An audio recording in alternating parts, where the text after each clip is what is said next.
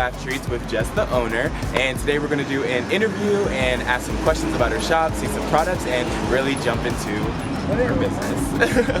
Anything you want to say? Into the bath. All right, into the bath. I've been quiet for too long.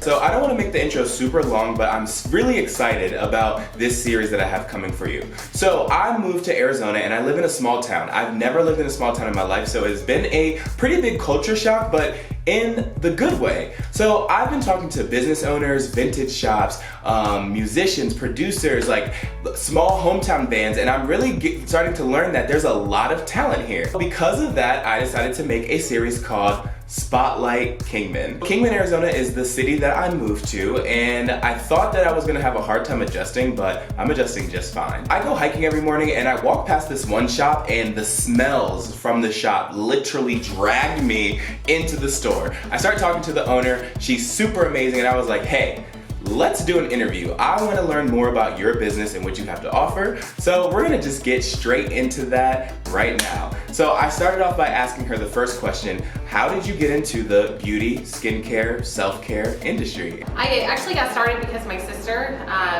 had an eczema flare-up when she was about 18, and it's really limited to what she was using daily to pretty much nothing she was able to use anymore. And that's when I started learning and researching what we were using in our products or day-to-day basis, stuff you buy at the store, farmers markets even, and I wanted to kind of give an opportunity to everybody with different skin types and sensitivities another option to where they can feel comfortable purchasing a product and not having to worry and keeping it at a low enough cost point so it wasn't like a burden on their financials too at the same point. Right, and that's a really good point because a lot of skincare and self-care, things like that, if you want the things that don't have the parabens in it and all of the sulfates and stuff. This is $50? Yeah, $50 for a moisturizer, $60 for a facial cleanser, $120 for,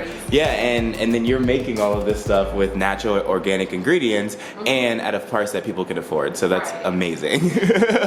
So she started her business with just having her sister in mind, and from there was able to expand this idea, this need to help people with sensitive skin and just in general just be happy, and created a business. Isn't that just amazing? I totally fell in love with her after this interview, and you'll see as we get through this. So I know that being a small business owner is not easy. There's a lot of obstacles that you have to overcome. So I'm really interested in knowing about the struggles of a business as well as their successes. So I asked her, what has been your biggest struggle or obstacle that you've had to overcome while building your empire? And here's what she had to say. My biggest challenge was I had expanded to another city, and I thought it was going to go really, really well. And I had a short lease, so I was prepared for the worst, hoping for the best kind of situation. And I was open for 4 months because it wasn't driving enough customers in to stay open.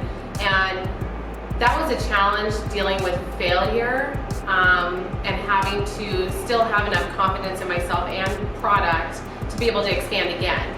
That is really hard to overcome, especially when you're a small business. You have one chance. Right. And if you don't do it, then it's really hard to start up again in that area and stuff. And just being able to have an opportunity elsewhere with people that appreciate my products is really amazing, and that's something I overcame and with self-motivation. Yeah, that's awesome. So what did you do kind of specifically to kind of keep that motivation and keep moving forward?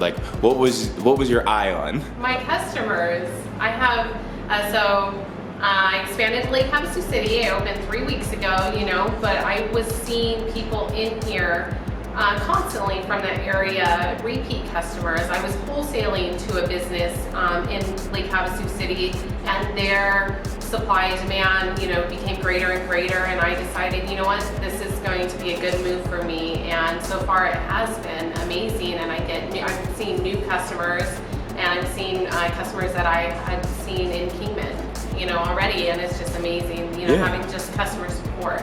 And I opened in Kingman not knowing anybody. It's new to the area, and Lake Havasu too, but the community supports me and my products, and that's amazing. Jess hit the nail right on the head with that question.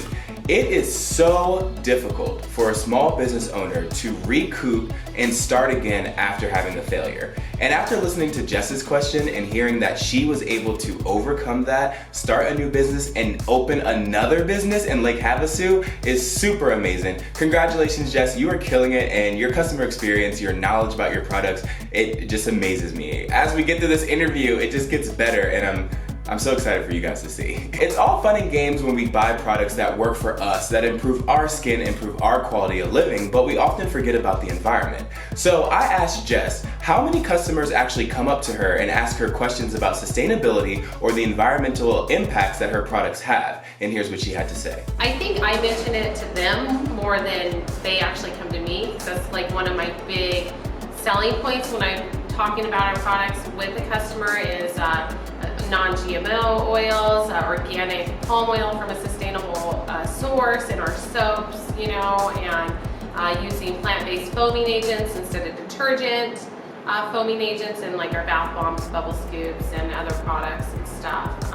That's kind of where I sell that, okay. You know, and then they understand how important it is once I start talking to them. I've changed people just in the store. Them going, well, I use Suave body wash. And you're like, no. Yeah, like body wash, and I'm like, you know, that's a detergent you're putting on your skin, and you know, soap is good. Or I use bar soap, who knows what kind at the store. Okay, well, soap has a certain process it has to go through to actually be considered soap. It has to be a fat, lye, you know, water. That's what it is. This is soap.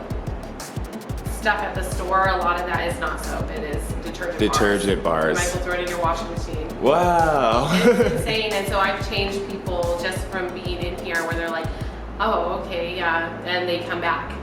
Yeah, that's awesome. They feel the difference. The impact on the environment is super important, and we don't realize what we're doing and what we're using is contributing to that. Right. So by bringing that up to your customers, you're actually informing people and making them have better decisions in their everyday life. Yeah, and along with the waste, I try to do zero or limited packaging. You know, I have a lot of naked products in here, naked bath bomb soap, bubble scoops, you know, and the stuff that I do use, I have paper bags.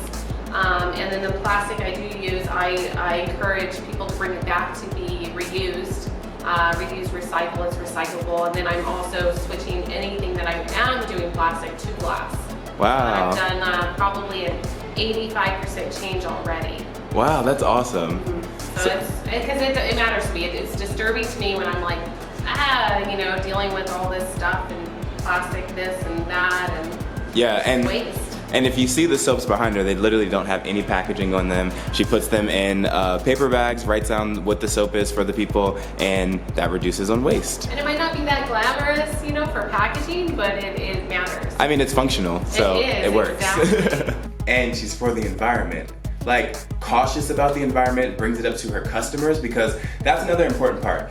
If you're doing something and you're helping out the environment, why not let your customers know? And from this interview, I learned that this product, this Dove body wash, next time I need to wash my clothes and I'm out of laundry detergent, we'll just do this into the clothes because it's detergent, not soap.